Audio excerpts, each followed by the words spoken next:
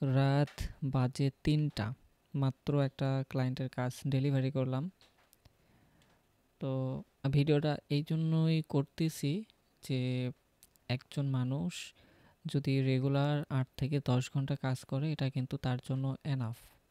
হ্যাঁ, এটা যখন সে জব করে সেক্ষেত্রে কিন্তু এটা ফিক্সড একটা, বাট যখন কেউ অনলাইনে কাজ করে তখন তার এটা কিন্তু ফিক্স থাকে না। আমিও এর ব্যতিক্রম না। বাট বিষয়টা সেটা না, বিষয়টা হচ্ছে যে আমাকে অনেকেই জিজ্ঞেস করে যে অনলাইনে কাজ করতে চায়, ফ্রিল্যান্সিং শিখবে, এটা হচ্ছে মেইন কথা, যে ফ্রিল্যান্সিং করবে। বাট আমি তাদের বুঝাইতেই পারি না যে freelancing itself nothing without skill. মানে আপনার যদি কোনো স্কিল না থাকে ফ্রিল্যান্সিংটা কিছুই না। আমি যে ক্লায়েন্টের কাজটা ডেলিভারি করলাম এই ক্লায়েন্টের আমি কী কী কাজ করেছি আমি একটু বলি। সো আমরা একটা landing page design service provide করতেছি। ল্যান্ডিং পেজটা মূলত কি? ল্যান্ডিং পেজটা মূলত হচ্ছে একটা সেলস পেজ বা একটা ফানেলের একটা অংশ, সেলস ফানেলের একটা অংশ, যেখানে কাস্টমার নির্দিষ্ট প্রোডাক্টের কিছু অর্গানাইজ ইনফরমেশন পায় এবং সেগুলোতে কনভিন্স হয়ে অর্ডার নাও ক্লিক করে সে কার্ড অ্যাড করে সে হচ্ছে তার ডিটেলস দিয়ে অর্ডারটা প্লেস করে দেয়।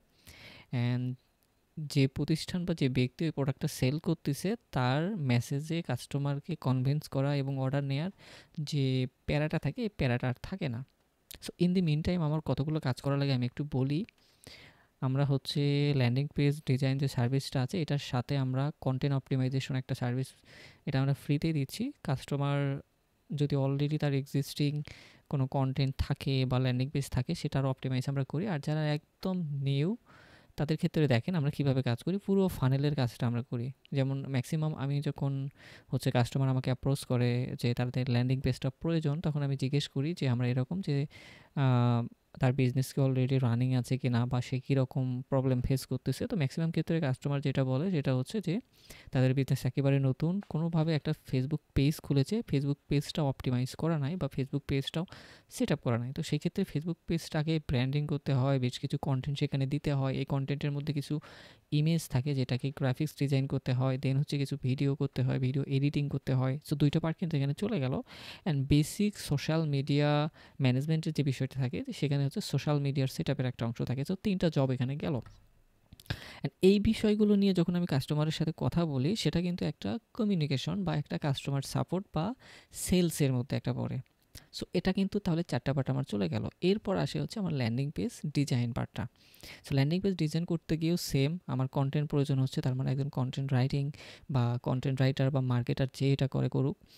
দেন হচ্ছে আমার সেটার জন্য কিছু ইমেজ প্রয়োজন হয়, সেটার জন্য কিছু ভিডিও প্রয়োজন হয়। অ্যান্ড দেন হচ্ছে কিছু ডেভেলপমেন্ট পার্ট আছে, যেমন কাস্টমারের যদি অলরেডি কোনো ডোমেইন হোস্টিং কেনা না থাকে, কারণ ল্যান্ডিং পেজটা তো আমি আর এমনিতে বানাতে পারবো না, হাতে হাতে বা কাগজে কলমে বানাতে পারবো না। ল্যান্ডিং পেজটা মূলত হয় হচ্ছে একটা হোস্টিংয়ের বা একটা ওয়েবসাইটের আন্ডারে, অর্থাৎ তার জন্য তাকে অবশ্যই একটা ডোমেইন এবং হোস্টিং কেনা থাকতে হবে। সো কাস্টমারের ম্যাক্সিমাম টাইম দেখা যায় যে ডোমেইন হোস্টিং সে কিনে নিয়ে, অথবা দেখা যাচ্ছে ডোমেইন হোস্টিং কিনলেও তার বেসিক যে ওয়েবসাইটটা আছে সেটা সে হয়তো বা ওয়ার্ডপ্রেসে সেট আপ করে রাখছে বা সেট আপ করেও নিয়ে জাস্ট ডোমেইন এবং হোস্টিংটা অ্যাড করে রাখছে। সো সেক্ষেত্রে আমাদেরকে কমার্সে অ্যাড করে নিতে হয়, যে প্লাগইনের প্রয়োজন হয় সেগুলো করে নিতে হয়, বেশ কিছু কাস্টমাইজেশন প্রয়োজন হয়, এগুলো একটু ডেভেলপমেন্ট পার্ট থাকে, যদিও এটাকে কোর ডেভেলপমেন্ট বলে না। সো এই পার্টটা থাকে। সো মোটামুটি 5 থেকে 6টা ধাপ শেষ করে আমাকে ল্যান্ডিং পেজ ডিজাইনটা কমপ্লিট করে কাস্টমার কাছে রিভিশনে দিতে হয়। কাস্টমার কোনো রিভিশন দিলে দেন আমি রিভিশনটা হচ্ছে করে ফাইনালাইজ করে দিই, বাট ডাউন পেমেন্ট আগে হয়ে যায় আর কি। তো দেখেন এই সব কাজ যখন আমি করতে যাই তখন আমার সময়টা কিন্তু, আমি যেহেতু মাল্টিটাস্কিং করতেছি, আমার টিমে একজন সেলস আছে, সেলস প্রতিনিধি আছে, একজন ভিডিও এডিটর আছে, একজন ডেভেলপার আছে, আর আমি হচ্ছে পুরোটাই সব কিছু দেখাশোনা করি। তো আমি যদি আপনাকে হায়ার করি, আপনি হচ্ছে অনলাইনে ইনকাম করতে চান, আপনি চাচ্ছেন যে অনলাইনে কোনো কিছু ইনকাম করবেন। সো আপনাকে আমি কি দেখে হায়ার করব? সো আপনার যদি, মানে আমি আপনাকে হায়ার করব, আপনি যদি আমার কোনো হেল্প করতে না পারেন তাহলে আপনাকে হায়ার করে আমার কোনো লাভ আছে?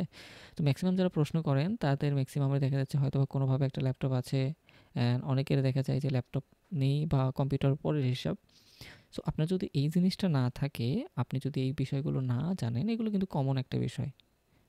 আমার ইকোসিস্টেমে তো অবশ্যই আপনি যদি অনলাইন ইনকাম করতে চান বা অনলাইনে কাজ করতে চান, আপনি যার সাথে কাজ করতে চান, আপনাকে তার ইকোসিস্টেমের সাথে কাজ করতে হবে। সো আপনি যদি একটা ই-কমার্স বিজনেসের সাথে অ্যাড হন এবং আপনি যদি সেলস সম্পর্কে না জানেন, প্রোডাক্ট সম্পর্কে না জানেন, ওয়েবসাইট সম্পর্কে না জানেন, ফেসবুক মার্কেটিং সম্পর্কে বেসিক ধারণা না থাকে, তাহলে কিন্তু আপনাকে ওই জায়গায় নিয়ে কোনো লাভ হবে না। তো সেম ক্ষেত্রেও আমাদের ক্ষেত্রেও। সো নেক্সট থেকে আপনি যখন কাউকে জিজ্ঞেস করবেন যে আপনি অনলাইনে ইনকাম করতে চান অথবা আপনি বিজনেস করতে চান, এই বেসিক যে জিনিসগুলো আছে এই জিনিসগুলো অবশ্যই আপনাকে ধারণা রাখতে হবে। অ্যান্ড অনলাইনে ইনকামের ক্ষেত্রে আমি যে কথাগুলো বললাম, একটা ল্যান্ডিং পেজ করতে গেলে এই যে অ্যাড অন যে সার্ভিসগুলোর প্রয়োজন হচ্ছে, এই সব কিছুর জন্য আলাদা আলাদা করে চার্জের প্রয়োজন হয়। বাট আমরা খুবই লো প্রাইসে এটা এই জন্যই দিচ্ছি যে আমরা আমাদের এক্সিস্টিং কিছু টেমপ্লেট ক্রিয়েট করা আছে, কাস্টমার যদি সেটা পছন্দ করে তাহলে আমরা সেটা সরাসরি বানিয়ে দিচ্ছি। আর যদি পছন্দ না হয় সেই ক্ষেত্রে আমাদের যদি এক্সট্রা কোনো ডিজাইনার থাকে বা অ্যাভেলেবল কোনো ডিজাইনার থাকে, আমরা তার কাছ থেকে এটা বানিয়ে নিই, সেই ক্ষেত্রে চার্জটা এক্সট্রা কিছু পে করতে হয়। সো আমার মেইন যে পয়েন্টটা ছিল সেটা হচ্ছে যে আপনি অনলাইনে ইনকাম করতে চান, আপনাকে অবশ্যই স্কিল ডেভেলপ করতে হবে এবং আপনাকে অবশ্যই চুজ করতে হবে যে আপনি কোন রিলেটেড কাজটা করতে চান, এবং সেই রিলেটেড এক্সপার্টদের সাথে আপনাকে কথা বলতে হবে, সেই রিলেটেড কন্টেন্ট কনজিউম করতে হবে, প্র্যাকটিস করতে হবে। আদারওয়াইজ আপনি অনলাইনে আসা তো দূরের কথা, সার্ভাইভ করা তো দূরের কথা, আপনি অনলাইনের কোনো কিছুই করতে পারবেন না। এটা হচ্ছে সত্য কথা। সো আমি যে কথাগুলো বললাম যে আপনি আমাকে যখন জিজ্ঞেস করেন অথবা আমার মতো অন্য কাউকে যখন জিজ্ঞেস করেন, অবশ্যই সে কী কাজ করে সেটা সম্পর্কে আগে জানবেন এবং তাকে আপনি কীভাবে হেল্প করতে পারেন আপনার স্কিল দিয়ে, সেটা সম্পর্কে আপনি তার কাছ থেকে চাইলে হেল্প নিতে পারেন যে কী কী শেখা উচিত। অ্যান্ড দেন সেটা আপনি চাইলে তাদেরকে রিকোয়েস্ট করে বলতে পারেন যে আমি এটুকু শিখেছি, আপনি আমাকে ছোটো কোনো কাজ দিন, আমি একটা টেস্ট পারপাসে কাজটা করে দিই, আপনার যদি পছন্দ হয় তাহলে আপনি চাইলে আমাকে দিয়ে আরও দু একটা কাজ করিয়ে নিতে পারেন, অথবা আপনি এখানে আরও কী ইমপ্রুভ করা যায় অথবা আমি আরও কীভাবে ভালো করতে পারি, এই জিনিসগুলো নিয়ে অবশ্যই করতে হবে। সো আমি ভিডিওটা করতাম না, বাট আমার এই যে রাত হয়ে গেছে 3টা, এখন যদি আমার কোনো হেল্পিং হ্যান্ড থাকতো, আমি ম্যান পাওয়ার খুঁজি, বাট সেই টাইপ ম্যান পাওয়ার আসলে পাওয়া যায় না। আর আমার এমনও না যে আপনাকে আমি মান্থলি বেসিসে হায়ার করে আপনাকে 50,000 টাকা স্যালারি দেবো, অত বড় এজেন্সি আমার এখনও হয়নি। আমার যখন প্রজেক্ট থাকে তখন আপনাকে আমি কাজ দেবো, তখন আপনি আমার কাজটা করে দিতে হবে অবশ্যই। সো এক্ষেত্রে আমাদের পলিসিটা এরকম যে আপনাকে যদি আমরা বেশিও পে করতে হয়, এটা যদি আমার পকেট থেকেও আপনাকে দিতে হয়, বাট আমরা কাস্টমার সন্তুষ্টি করার জন্য আপনার কাছ থেকে আমরা বেস্ট আউটপুটটাও এক্সপেক্ট করি। সো এটা ছিল আজকের মতো। যদি কোনো পরামর্শ থাকে অথবা যদি কোনো বিষয় জানার থাকে তাহলে অবশ্যই কমেন্ট বক্সে জানাবেন। আর গুড নাইট।